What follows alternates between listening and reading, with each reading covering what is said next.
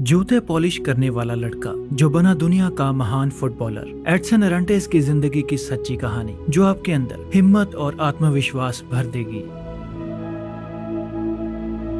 Edson, जिसे प्यार से सब डीको कहते थे, वो ब्राजील की एक बस्ती में अपने परिवार के साथ रहता था। बेहद गरीबी की वजह से उसे अक्सर मेहनत मजदूरी करनी पड़ती थी ताकि किसी तरह घर का गुजारा चल सके। इसीलिए वो अक्सर लोगों के जूते पॉलिश किया करता था। उसके पिता साफ सफाई का काम करते थे और उसकी माँ लोगों के घरों में झाड़ू पोछा करती थी, जो बड़ी मुश्किल से अपने 3 बच्चों को पाल रहे थे। डीको को फुटबॉल खेलने का काफी शौक था, इसलिए वो जल्दी से अपने जूते पॉलिश करके अपने दोस्तों के साथ खेलने के लिए चला जाता है। बस्ती के बच्चों के पास खेलने के लिए फुटबॉल नहीं था, इसलिए वो कुछ कपड़ों को एक जुराब में भरकर उसकी गेंद बनाकर खेलते थे। वो गेंद को घरों के ऊपर से उछालते और उसे जमीन से टच नहीं होने देते थे, जो इस खेल को और भी इंटरेस्टिंग बना देता था। डीको ने फुटबॉल की कोई ट्रेनिंग नहीं ली थी, पर फिर भी वो काफी अच्छा फुटबॉल खेलता था। फुटबॉल खेलने की वजह से उनके कपड़े गंदे हो जाते थे। इसी वजह से डीको और उसके छोटे भाई को अपनी माँ से डांट भी पड़ती थी, क्योंकि उसकी माँ को फुटबॉल पसंद नहीं था। 1950 में ब्राजील और यूरुग्वे के बीच फीफा वर्ल्ड कप का फाइनल मैच था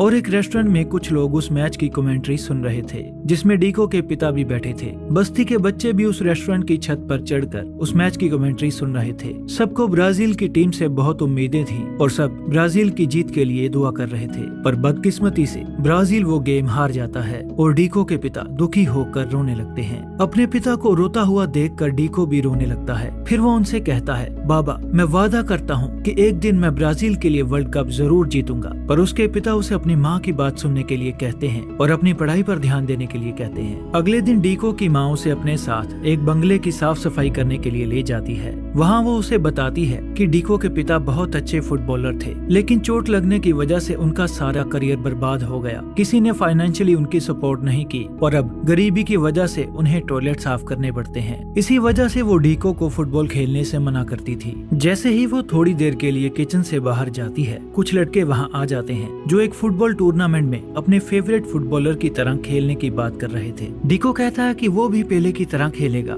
सब लड़के हंसने लगते हैं क्योंकि उसका नाम पेले नहीं बीले था और डीको ने उसका नाम गलत बोला था। वो घमंडी लड़के डीको को पेले नाम से चढ़ाने लगते हैं और फ्लोर पर पानी भी गिरा देते हैं। तभी डीको की माँ वहाँ आ जाती है। उसे कुछ भी पता नहीं था, इसके बावजूद वो डीको की तरफ से उनसे माफी मांगती है और वो लड़के अपने घमंड में वहाँ से चले जाते हैं। वापस जाने से पहले डीको वो पैम्फलेट उठा लेता है जिसमें टूर्नामेंट की खबर थी। फिर बस्ती के बच्चे भी उस टूर्नामेंट में हिस्सा लेते हैं। वो एक बेडशीट का कपड़ा फाड़कर खुद के लिए टी-शर्ट्स तो बना लेते हैं, लेकिन उनके पास जूते नहीं थे। जूते ना होने की वजह से बंगले वाले किंग्स टीम के बच्चे उनकी टीम को शूलेस वंस बुलाकर उनका मजाक उड़ाते हैं, जिससे वो बच्चे शर्मिंदा हो जाते हैं। तो अपने लिए जूतों का इंतजाम करने के लिए वो मूंगफली की बोरियां चुराकर भाग जाते हैं और बाजार में उसे बेचने लगते हैं। लेकिन किंग्स टीम के घमंडी बच्चे बाजार में उनका मजाक उड़ाने लगते हैं और वो डीको को पेले नाम से भी चिढ़ाते हैं। तो गुस्से में डीको उसे थप्पड़ मार देता है और उनमें झगड़ा शुरू हो जाता है। डीको की माँ को लगता है कि स्कूल टीचर ने उसे बुरी तरह पीटा है और वो उसके स्कूल जाने लगती है। लेकिन डीको के पिता को सब पता था और वो कहते हैं कि वो कल खुद उस टीचर से मिलेंगे। बाद में वो डीको से कहते हैं कि झगड़े का कारण तुम्हारी इनसिक्योरिटी है, तुम्हें अपने हालातों पर शर्मिंदा नहीं होना चाहिए और एक अच्छा खिलाड़ी अपने प्रतिद्वंदी को अपनी परफॉर्मेंस से जवाब देता है, न कि लड़ाई झगड़े से। डीको यह जानकर बहुत खुश था कि उसके पिता उसके साथ हैं। फिर फाइनल मैच का दिन आ जाता है और ये मैच किंग्स और शूलेस वंस के बीच में था। फाइनल मैच में सेंटोस क्लब की ओर से ब्राजील के फुटबॉल लेजेंड वाल्डेमार दे ब्रीतो भी मौजूद थे, जो अच्छे खिलाड़ियों को सिलेक्ट करने वाले थे। किंग्स टीम के घमंडी बच्चों ने शूलेस वंस के कैप्टन डीको का नाम पेले लिखवा दिया था और जब उसका नाम अनाउंस होता है तब डीको को गुस्सा आने लगता है। डीको के दोस्त अपने लिए कुछ पुराने जूते तो ले आए थे, लेकिन वो उनके साइज के नहीं थे। फिर भी वो उन्हें पहन लेते हैं, मगर उनकी स्पीड कम हो जाती है, जिसका फायदा उठाकर दूसरी टीम गोल पर गोल करके स्कोर 6-0 पर ले जाती है। वो डीको को पेले नाम से चिढ़ाते हैं और डीको झगड़ने लगता है, लेकिन तभी वो अपने पिता की ओर देखकर रुक जाता है। फिर वो अपने जूते उतारकर फेंक देता है और पूरे फोकस के साथ वैसे ही खेलने लगता है जैसा वो अपनी बस्ती में खेला करता था। उसके स्किल्स बहुत इम्प्रेसिव थे, क्योंकि दूसरी टीम का कोई भी खिलाड़ी उसे रोक नहीं पा रहा था और डीको आगे बढ़ता हुआ अपना पहला गोल कर देता है। फिर बाकी बच्चे भी अपने जूते उतारकर खेलने लगते हैं। वो बच्चे गेम को पूरी तरह से पलट देते हैं और दूसरी टीम को पछाड़ते हुए गोल पर गोल करने लगते हैं। स्कोर 6-5 पर पहुंच चुकी थी, लेकिन टाइम खत्म होने की वजह से डीको की टीम हार जाती है। मगर सारी ऑडियंस को शूलेस वंस की परफॉर्मेंस बहुत अच्छी लगी थी और डीको के सम्मान में सारा मैदान पेले नाम से गूंज रहा था। अब सब लोग उसे पेले नाम से जानने लगे थे। किंग्स की टीम ने तो सिर्फ मैच जीता था, मगर डीको सबके दिल जीत चुका था और वाल्डेमार डे ब्रीतो डीको की परफॉर्मेंस से इम्प्रेस होकर उसके पिता को अपना कार्ड देते हैं। मैच खत्म होने के बाद मूंगफली के गोदाम में काम करने वाले कुछ लोग वहां आ जाते हैं, जो चोरी का बदला लेने के लिए डीको और उसके दोस्तों का पीछा करने लगते हैं। उनसे बचने के लिए डीको अपने दोस्तों के साथ जंगल में चला जाता है, लेकिन गिरने की वजह से एक बच्चे को चोट लग जाती है, जिसे डीको एक गड्ढे में छुपा देता है। पर तेज बारिश की वजह से जमीन धंस जाती है। डीको अपने दोस्त को बचाने की काफी कोशिश करता है, लेकिन वो बच्चा मिट्टी में दबने की वजह से मर जाता है। अपने दोस्त की मौत के बाद डीको बहुत दुखी था। वो खुद को उसकी मौत का जिम्मेदार मानता था, जो अपनी माँ को सारी बात बता देता है। उसकी माँ जानती थी कि ये सिर्फ एक एक्सीडेंट था, उसने ऐसा जानबूझकर नहीं किया, पर वो काफी दुखी था। वो कहता है कि अब मैं एक अच्छे बच्चे की तरह फुटबॉल छोड़कर सिर्फ पढ़ाई पर ध्यान दूंगा। अगले दिन स्कूल के बाद डीको के पिता उसे अपने साथ काम पर ले जाते हैं, जहाँ हॉस्पिटल में वो साफ सफाई का काम करते थे। उनका काम काफी सख्त था, लेकिन उसके पिता बहुत मेहनती थे, जो पूरे धैर्य के साथ अपने काम को खत्म करते हैं। और अपना काम खत्म करने के बाद वो डीको को बताते हैं कि कैसे वो बचपन में एक आम को फुटबॉल बनाकर खेलते थे, और वो उसे कुछ स्किल्स भी सिखाते हैं। लेकिन डीको अपने पिता की बात को इग्नोर कर देता है। वो बस्ती में फुटबॉल खेलते हुए बच्चों को भी इग्नोर कर देता है, क्योंकि वो अभी तक खुद को उस एक्सीडेंट का दोषी मानता था। लेकिन धीरे धीरे उसके पिता की मेहनत का असर होने लगता है और वो अपने पिता की तरह प्रैक्टिस करने लगता है। फिर ऐसे ही कुछ साल बीत जाते हैं और डीको 15 साल का हो चुका था। उसके पिता उसे बहुत सारी नई नई टेक्निक्स सिखाते हैं, जिसे डीको बड़ी लगन से सीखता है। एक दिन उसकी माँ उसे अपने पिता के साथ प्रैक्टिस करते हुए देख लेती है। वो डीको के स्किल्स देखकर समझ चुकी थी कि फुटबॉल ही डीको की मंजिल है, और वो फुटबॉल स्काउट वाल्डेमार डे ब्रीतो को वहाँ बुलाती है। जब डीको घर वापस आता है तो वाल्डेमार वहाँ पहुँच चुके थे। वो उसे सैंटोस फुटबॉल एकेडमी में शामिल करना चाहते थे। ये बात सुनकर डीको बहुत खुश होता है और अपनी माँ के गले लग जाता है। डीको वाल्डेमार के साथ सैंटोस चला जाता है और अपनी ट्रेनिंग शुरू करता है। डीको का कोच उसे फुटबॉल की ट्रेडिशनल टेक्निक सीखने के लिए कहता है, क्योंकि उसे डीको का तरीका पसंद नहीं था। वो कहता है कि तुम बंदरों की तरह खेल रहे हो। कोच उसे 1950 का फाइनल मैच भी दिखाता है, जिसमें ब्राजील की टीम ने ट्रेडिशनल तरीके का इस्तेमाल नहीं किया था, जिसकी वजह से वो वर्ल्ड कप हार गए थे। लेकिन अपने पुराने तरीके को भूलकर ट्रेडिशनल तरीके से खेलना डीको के लिए आसान नहीं होने वाला था। वो देर रात तक अपनी प्रैक्टिस करता है, लेकिन ट्रेडिशनल स्टाइल में उसकी गेम किसी नौसिखिए की तरह लग रही थी, जो वाल्डेमार भी नोटिस करते हैं, क्योंकि डीको प्रैक्टिस मैचेस में एक भी गोल नहीं कर पाया था। उसका आत्मविश्वास टूट चुका था और इसी चिंता में वो रात को रोता रहता था। फिर एक रात वो अपना सामान बांधकर रेलवे स्टेशन जा रहा था, तब वाल्डेमार उसे देख लेते हैं। वाल्डेमार उससे घर वापस जाने का कारण पूछते हैं। डीको कहता है कि कोच को मेरा फुटबॉल खेलने का तरीका पसंद नहीं है, दूसरे लड़के मुझसे बेहतर हैं, इसलिए मेरी सिलेक्शन होना मुश्किल है, और अगर मैंने पढ़ाई भी नहीं की तो मुझे भी टॉयलेट साफ करने पड़ेंगे। वाल्डेमार कहते हैं कि तुम्हारे फुटबॉल खेलने के तरीके को जिंगा स्टाइल कहते हैं, जिसका इस्तेमाल गुलामी के दौर में आजादी की लड़ाई लड़ने के लिए किया गया था, जिसकी वजह से आजादी हासिल करने में बहुत मदद मिली। लेकिन 1950 के वर्ल्ड कप में हार का कारण जिंगा स्टाइल को माना गया। तब से कोई भी जिंगा स्टाइल में खेलना पसंद नहीं करता। वाल्डेमार को इस बात का दुख भी था, क्योंकि जिंगा उनके पूर्वजों की विरासत थी और ब्राजील के लोग उसे भूलते जा रहे थे। फिर वो कहते हैं कि तुम्हारा जिंगा स्टाइल बहुत मजबूत है, तुम उन सबको जिंगा स्टाइल की ताकत दिखा दो जो इसे हार का कारण मानते हैं, या फिर किसी कायर की तरह अपने घर वापस चले जाओ। वाल्डेमार की बात सुनकर डीको एकेडमी में वापस चला जाता है। अगले दिन डीको फुटबॉल खेल रहा था, लेकिन वो पास मिस कर देता है और अपनी ही टीम के खिलाड़ी से टकरा जाता है। तब वाल्डेमार को देखकर अपने पिता द्वारा सिखाई टेक्निक द जिंगा स्टाइल की उसे याद आती है। फिर वो अपने जिंगा स्टाइल में खेलते हुए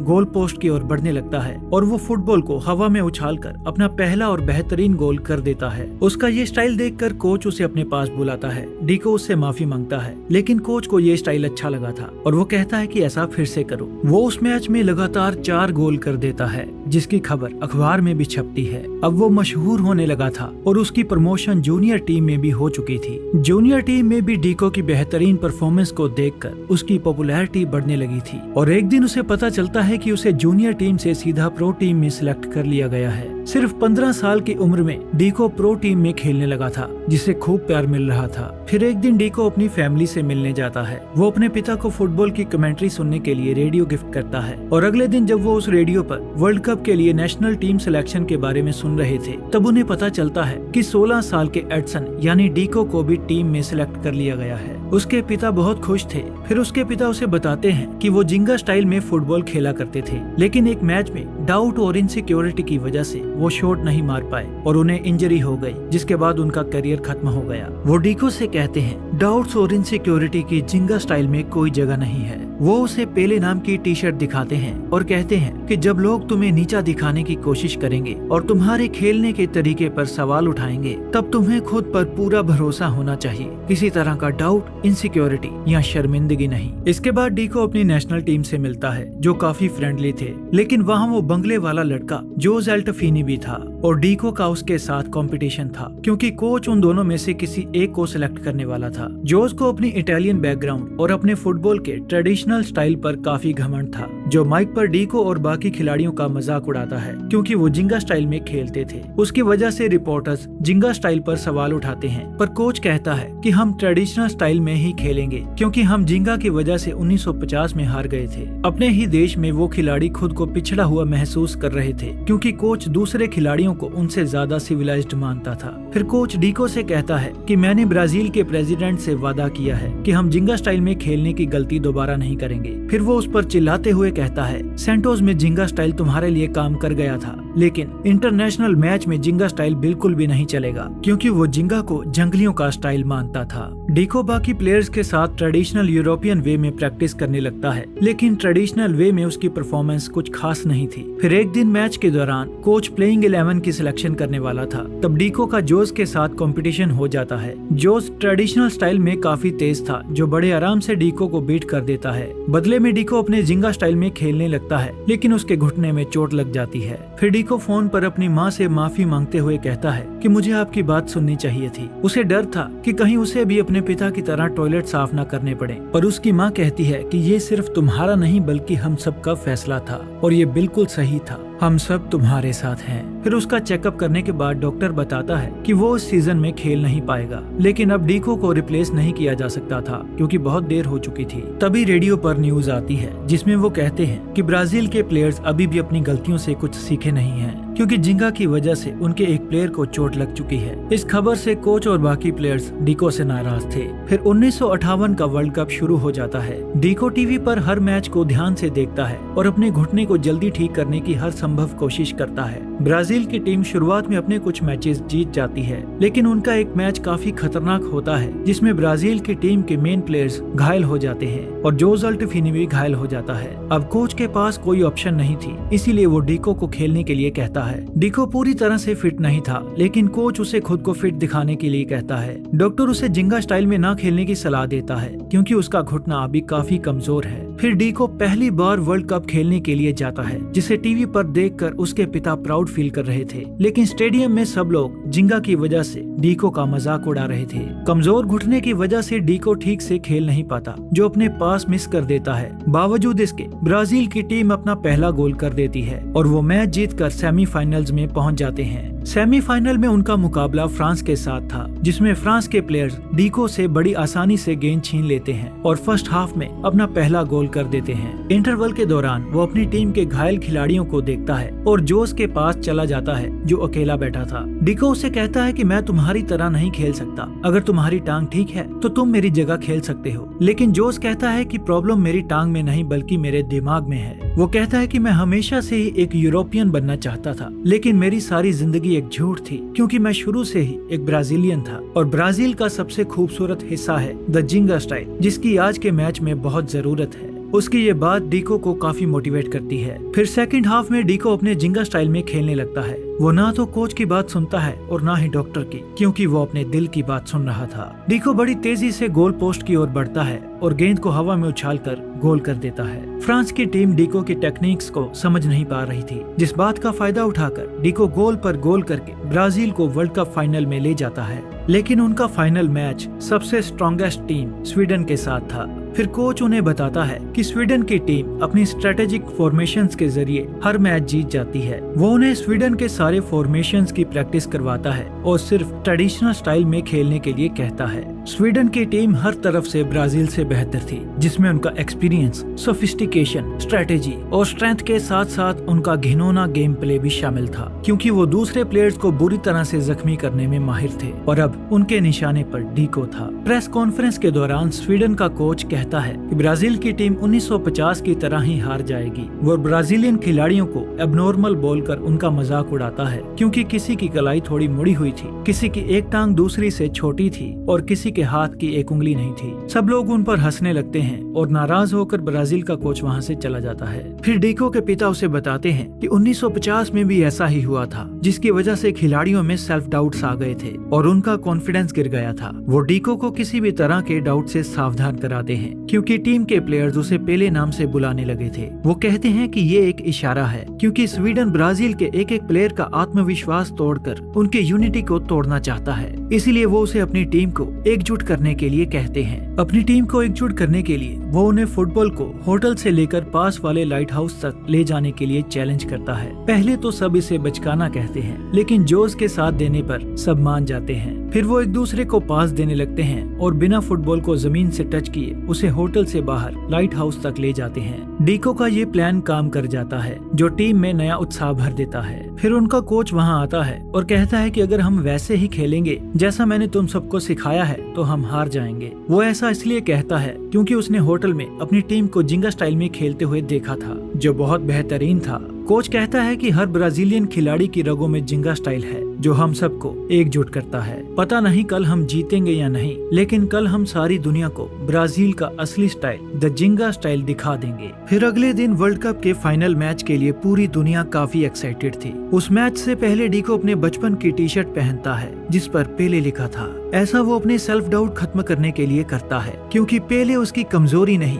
बल्कि उसकी ताकत थी। सब उसे पेले कहकर बुलाने लगे थे और वो पेले नाम से पूरी दुनिया में मशहूर हो चुका था। फिर मैच शुरू हो जाता है। स्वीडन के खिलाड़ी पेले को टारगेट करते हैं और उसे जख्मी करने की कोशिश भी करते हैं, लेकिन पेले किसी तरह बच जाता है। पर स्वीडन पहले 4 मिनट्स के अंदर ही अपना पहला गोल कर देता है। मगर पेले खुद को फोकस करके जिंगा स्टाइल में खेलने लगता है और एक बेहतरीन पास देकर अपना पहला गोल कर देता है। सब लोग बहुत खुश हो जाते हैं। पेले से इंस्पायर होकर बाकी प्लेयर्स भी जिंगा स्टाइल में खेलते हुए अपना दूसरा गोल कर देते हैं। जिंगा स्टाइल में खेलते हुए उनकी टीम में अलग ही यूनिटी थी, जो इशारों की भाषा में बात करने लगे थे। उनकी टीम का ऐसा कोऑर्डिनेशन देखकर सब हैरान थे। जहां सब लोग जिंगा को बुरा समझते थे, अब वही लोग जिंगा की तारीफ करने लगे थे। ये लम्हा पेले के पिता के लिए बहुत खास था। जिंगा स्टाइल में अपनी जबरदस्त परफॉर्मेंस के जरिए ब्राजील की टीम 5-2 से फीफा वर्ल्ड कप जीत जाती है और ये सब पेले की वजह से ही संभव हो पाया था। अपनी ऐतिहासिक जीत के बाद पूरा ब्राजील जश्न मना रहा था।